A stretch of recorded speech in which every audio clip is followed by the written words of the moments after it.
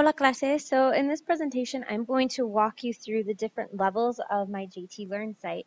And the goal is for you to understand what you can do at each level and be able to navigate through this on your own to find resources, access documents, and also submit assignments. Okay, so we're actually going to start off here on the home JT Learn page. So here you should see your classes. If you go to jtlearn.jths.org, and your schedule will pop up here. So this is mine here. Obviously, they're all Spanish. What I want you to do is just find your Spanish class, so Spanish 1 or 2, and just go ahead and click on my name. So this will bring you to my teacher page. So this page can be seen by every single one of my students. So all my Spanish 2 and all my Spanish 1 students. And you'll notice here on the left, it's divided up by courses. You will only be able to see either Spanish 1 or Spanish 2. And then everybody can see the technology resources and the fun links over here. So first I want you guys to just scroll down. And you'll see here two important features. One is a link to my YouTube account. There you'll be able to find various examples of old student work. So if I ever give you a project, you can see what other people have done in the past. You will also be able to find different technology tutorials, different PowerPoints with vocabulary on it, screencasts with stories on it, things like that. So lots of resources. Underneath it is my Twitter feed. So anything that I tweet out from my account will just automatically feed in over here, okay? So what I want all of you guys to do, you'll see in the web quest, is to follow me so that way if I tweet out an article that I want you to read or anything that has to do with class, you will be able to see it from your device, okay? So going back up, first thing we're going to take a look at is now what you can do at the course level. So I'm just going to use Spanish 2, for example. So these are set up the same for Spanish 1 and Spanish 2, but they just look different, and then obviously there's different documents and materials on there. So first thing I want to point out is this right here where it says document submission. Anytime I have you submit an assignment, this is the format that it must be submitted in. Your username, your school username, underscore, and then the document name, which I will give you in class. So anything you submit is going to be done at this level, at the course level. So if we look over here on the left, there are two libraries that are going to be useful to you. The one at the top here is for documents.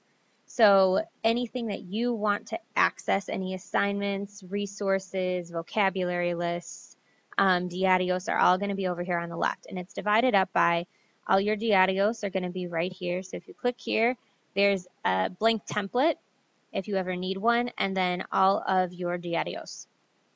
Información del curso is any course information. So the web quest you guys will be doing, technology, policy, syllabus, things like that. Then it's broken down into thematic units. So repaso, then we jump into adjectives, clothing, school, etc. So documents are divided up by topic. Okay. Underneath here, you will see that there is a submission library. So whenever I have you submit assignments, it's by type of assignment. So diarios. If I do decide to have you guys submit online, that's where it will be. Tareas, so any classwork assignments, any homework assignments, that's where that goes. Grabaciones de voz, so any voice recordings, essays, screencasts, so tutorials or stories that I have you record, and then your final. Okay. Going back up, I'm just going to click on Spanish 2 to get us back to that main course page. Okay. And now I just want to point out a couple of features in the calendar. So I've mentioned in class that if you are ever absent, this is where you need to go to find out what you missed in class. So we're just going to use today's date for example. So you click on the title of it where it says JT Learn Navigation. And here you will see that there are hyperlinks that take you to the documents that have been uploaded in that document library. So if you click on here,